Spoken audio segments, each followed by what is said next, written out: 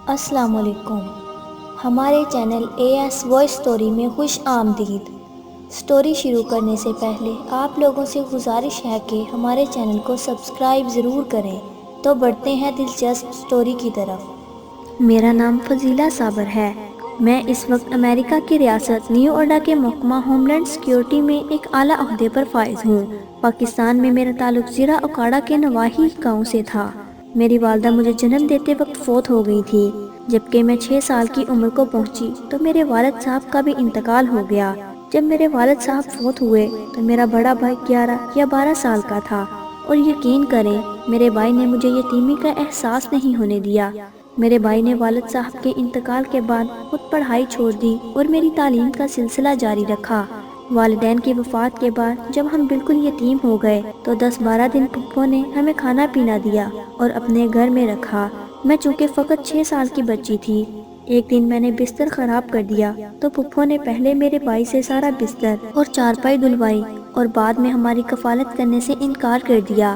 ہمیں گھر سے نکال دیا۔ میرا بھائی مجھے لے کر خالہ کی دہلیز پر چلا گیا۔ خالہ نے ہمیں رکھنے کی حامی تو بھر لی مگر خالو نہ مانے تو مجبوراً خالہ کو بھی اپنا فیصلہ واپس لینا پڑا۔ اب ہمارے پاس اور کوئی سہارا نہیں تھا تو میرا بھائی مجھے لے کر اپنے گھر واپس آ گیا۔ میرے بھائی نے دکان سے بیسن ادھار لیا، آلو چنے لیے، گھی لیا اور گھر آ کر جیسے تیسے سموسے بنا کر رکھ دیے۔ صبح نماز فجر کے وقت اٹھ کر آگ جلائی، سموسے تلے اور سکول جانے کے ٹائم پر تھال میں سجا کر سموسے اور چٹنی سر پر رکھے۔ میرا ہاتھ اپنے ہاتھوں میں پکڑا اور سکول چل دیا۔ میں سارا دن پڑھتی رہی اور میرا بھائی سکول کے باہر سٹاپ پر بیٹھا سموسے بیچتا رہا۔ جب بچوں کو 15 منٹ کے لیے بریک ہوئی تو میرے بھائی کے تقریباً سارے سموسے بیک گئے۔ صرف 6 سموسے میرے بھائی نے اپنے اور میرے لیے بچا کر رکھ لیے، جو کہ چھٹی کے بعد اور رات کے وقت روٹی کھانے کی جگہ پر استعمال ہوئے۔ میں چونکہ ابھی فقط دوسری جماعت میں تھی جبکہ میرا بھائی بھی 11-12 سال کا تھا، اس لیے روٹی ہانڈی بنانا ہمارے لیے ممکن نہ تھا، نہ مجھے سمجھ تھی۔ پھر بھی میرا بھائی اتوار والے دن میرے لیے روٹی سالن یا چاول بنانے کی کوشش کرتا، گو کہ وہ زیادہ تر خراب ہو جاتے، کھانے کے قابل بھی نہ رہتے، مگر پھر بھی میرا بھائی میری خاطر یہ کوشش ضرور کرتا۔ وقت گزرتا رہا، جب میرا بھائی میری خاطر محنت کرتا رہا، میں پڑھتی رہی۔ سموسے بیچ کر ہم اپنی بھوک مٹاتے رہے، جیسے تیسے زندگی کی گزر بسر کرتے رہے۔ سال بعد زمینوں کا ٹھیکہ بھی مل جاتا جسے میرا بھائی میری تعلیم اور شادی پر خرچ کرنے کی خاطر محفوظ کر لیتا۔ جب میرا بھائی 17-18 سال کا تھا، اس نے زمین ٹھیکے پر دینا بند کر دی اور خود کاشت کرنے لگا۔ اب میرا بھائی صبح صبح مجھے سکول چھوڑتا اور واپس آ کر اپنے کھیتی باڑی کے کام نمٹاتا۔ دوپہر میں سموسے بنا کر بریک ٹائم سکول پہنچ جاتا۔ لڑکے اور لڑکیوں کے سکول میں سموسے بیچتا اور چھٹی ٹائم مجھے ساتھ لے کر واپس آ جاتا۔ اب میں کھانا بنانا سیکھ چکی تھی، جیسے تیسے بنتا میں کھانا بناتی اور میرا بھائی کھانا کھانے کے بعد کچھ دیر آرام کرتا۔ سیکنڈ ٹائم کو مجھے ٹیوشن پر چھوڑ کر اپنی زمینداری کے کام نمٹانے لگتا اور شام کے بعد اپنے کاموں سے فارغ ہو کر مجھے ساتھ لیے ہوئے واپس آ جاتا۔ گھر آ کر کھانا کھاتے، تھوڑی دیر ہم بہن بھائیوں آپس میں گفتگو کرتے، جس کا زیادہ تر موضوع میری پڑھائی اور میرا مستقبل ہوتا۔ میں نے پڑھائی میں بہت محنت کی، یہاں تک میری ٹیچرز کے گائیڈ کرنے پر میں نے او لیول اے لیول کے امتحان پاس کر لیا۔ مجھے اسکالرشپ پر امریکہ کی بہترین یونیورسٹی میں داخلہ مل گیا۔ میرے اخراجات پورے کرنے کی خاطر میرے بھائی نے اپنی ساری زمین بیچ دی اور مجھے تعلیم دلوانے کی خاطر اسکالرشپ پر امریکہ بھیج دیا۔ میں نے بزنس ایڈمنسٹریشن اور مینجمنٹ میں ڈگری حاصل کی اور میری محنت و قابلیت کو دیکھتے ہوئے مجھے امریکہ میں ہی ہوم لینڈ سیکیورٹی مینجمنٹ میں ملازمت کی آفر دی گئی، جو میں نے بخوشی قبول کر لی۔ البتہ جیسے ہی میں نے ملازمت شروع کی، میرا رابطہ بھائی سے بہت کم ہو گیا، یہاں تک کہ میرے بھائی نے مجھے اپنی شادی کے متعلق بتایا تو بھائی کی شادی پر جانا تو دور، مجھے تو بھائی کی شادی والی تاریخ بھی یاد نہ رہی۔ اس کے باوجود میرے بھائی نے مجھ سے کوئی شکوہ نہ کیا اور مجھے ترقی کی دعائیں دیتا رہا۔ یہاں تک میں نے اپنی سوسائٹی میں رہنے والی پاکستانی فیملی کے لڑکے طلال سے شادی کر لی۔ طلال کا تعلق فیصل آباد سے تھا۔ میں نے شادی کے لیے بھائی سے پوچھا تک نہ، بلکہ شادی کے بعد بھی بھائی کو بتانا گوارا نہ کیا۔ شادی کے بعد میں طلال کے ساتھ فیصل آباد اس کے گھر گئی تو اچانک اسے کچھ پیسوں کی ضرورت پڑ گئی۔ میں نے اس کو کہا امریکہ سے منگوا لیتے ہیں، مگر اس نے مجھے میرے بھائی سے گھر میں حصہ لینے کا کہا۔ تو میں دلال کی باتوں میں آ کر بھائی کے گھر پہنچ گئی۔ میں نے دیکھا میرا بھائی سائیکل پر رکھے ٹوکرے میں سموسے سجائے بیچنے جا رہا ہے۔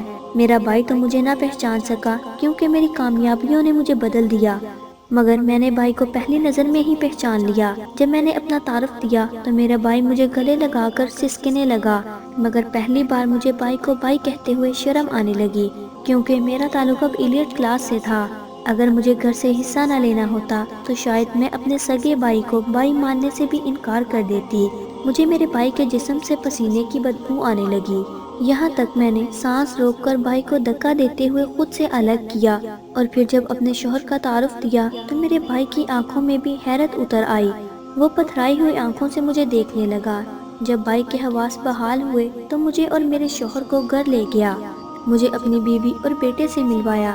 جب میرا بھتیجا اپنے معصوم ہاتھوں سے میرے لیے اسٹیل کے گلاس میں کولڈ ڈرنک لے کر آیا تو میرا دل اسٹیل کے گلاس کو دیکھ کر اتنا خراب ہوا کہ مجھے الٹی آ گئی۔ بعد میں مجھے پتا چلا کہ میرے بھائی کے گھر میں سب سے قیمتی برتن وہ اسٹیل کا گلاس تھا، ورنہ میری بابی خود مٹی کے برتن بنا کر گھر میں استعمال کرتی تھی۔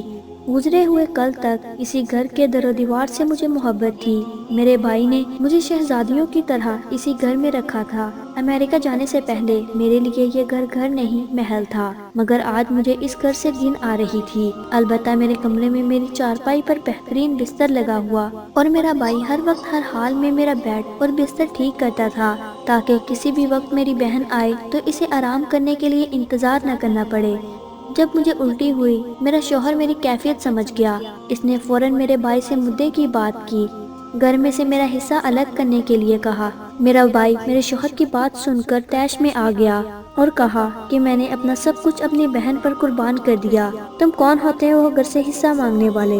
اور ساتھ ہی بڑے مان سے میری طرف دیکھتے ہوئے کہا کہ میری بہن کو میری مجبوریوں کا پتہ ہے، وہ کبھی بھی مجھے گھر سے بے گھر نہیں کرے گی۔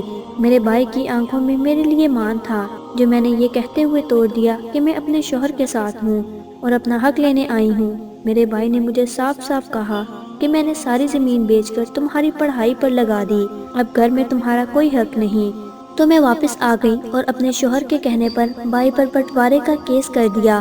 مل ملاپ کر کے ہم نے جلد فیصلہ کروا لیا، کیونکہ پاکستانی قانون میں امریکی نژاد کے سامنے پاکستانی لوگوں کی اوقات آوارہ کتوں سے بھی کم ہوتی ہے۔ پولیس کی مدد سے گھر خالی کروا کر بیچ دیا، اپنا حصہ وصول کیا، باقی پیسے بھائی کو دیے اور امریکہ واپس آ گئے۔ امریکہ آ کر میں اپنے روزمرہ کے کاموں میں مصروف ہو گئی۔ اسی دوران اللہ تعالیٰ نے مجھے ایک بیٹی سے نوازا، جبکہ دوسری طرف میرا بھائی جسے میں نے گھر سے بے گھر کر دیا تھا وہ کرائے کے گھر میں رہائش پذیر تھا۔ اس کے بیٹے کو کینسر ہو گیا اور بھائی کے پاس تو 2 وقت کھانے کے پیسے مشکل سے بنتے تھے کہ وہ کرایہ دے پاتا اور بچے کا علاج کروا پاتا۔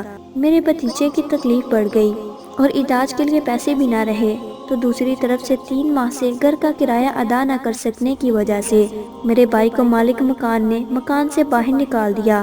میرا بھائی باقی سب کچھ برداشت کر گیا، مگر اپنے بیٹی کی تکلیف برداشت نہ کر سکا۔ میرے بھائی نے اپنی بیوی کو اس کی رضامندی سے طلاق دے دی۔ میرے بھتیجے کا کینسر پھٹ گیا، بلکہ زخم بیرونی جلد پر بن گیا اور اس میں کیڑے پڑ گئے۔ میرے بھائی کے پاس علاج کے لیے پیسے بالکل نہ تھے۔ بقول لوگوں کے میرا بھتیجا جب کیڑوں کے کاٹنے کی تکلیف برداشت نہ کر سکتا اور روتا تو میرا بھائی میرے بھتیجے کے زخم میں پیٹرول ڈال دیتا، جس طرح کتوں کے زخموں میں ڈالا جاتا ہے۔ جب میرے بھتیجے کا زخم پھیلتا ہی گیا تو میرا بھائی اپنے بیٹے کو سسک کر مرتا نہ دیکھ سکا اور خود اپنے ہاتھوں سے قتل کر دیا، خود گرفتاری دے دی اور آج کل جیل میں ہے۔ جبکہ دوسری طرف میری بیٹی کو بھی کینسر ہو چکا ہے۔ کچھ نسوانی مسائل کی وجہ سے میری اولاد بھی مزید نہیں ہو سکتی۔ میرے پاس پیسہ بھی ہے، گھر بار بھی ہے، بیٹی کا علاج بھی چل رہا ہے، مگر میری بیٹی کا بچنا ناممکن ہے۔ اب مجھے احساس ہوتا ہے کہ میرا بھائی کس تکلیف سے گزرا ہوگا۔ میرے بھائی نے تو بیٹے کو اپنے ہاتھوں سے قتل کر دیا تھا، مگر مجھ سے لکھی تقدیر سے آتی ہوئی بیٹی کی موت بھی نہیں دیکھی جا رہی۔ بیٹی کی تکلیف نے مجھے دماغی مریض بنا دیا ہے۔ مجھے جاب سے کچھ عرصہ کے لیے فارغ کر دیا گیا ہے۔ میرا سائیکالوجسٹ کے پاس علاج چل رہا ہے۔ میں آج بھی بھائی سے معافی مانگنا چاہتی ہوں، مگر اپنی بیٹی کو اس حال میں چھوڑ کر پاکستان نہیں جا سکتی۔ البتہ میں پاکستانی بہنوں تک یہ پیغام پہنچانا چاہتی ہوں کہ خدا کے لیے اپنے بھائیوں کی قربانیوں کا احساس کریں۔ انہیں بے شک اچھا صلہ نہ دیں مگر ان پر میری طرح ظلم نہ کریں۔ میں فضیلہ صابر گارنٹی سے کہہ رہی ہوں کہ اگر آپ مالی حالات میں بائی سے زیادہ مضبوط ہیں اور آپ ہفتے میں ایک بار ملاقات کر کے یا صرف فون پر بائی کے حالات پوچھ لیں اور ساتھ کہہ دیں کہ آپ ہر ضرورت میں بائی کے ساتھ ہیں، تو آپ کا بائی کبھی خود کو کمزور محسوس نہیں کرے گا بلکہ خود کو خوش قسمت اور امیر ترین شخص سمجھے گا، اپنے بچوں اور بیوی کو آپ کی مثالیں دے گا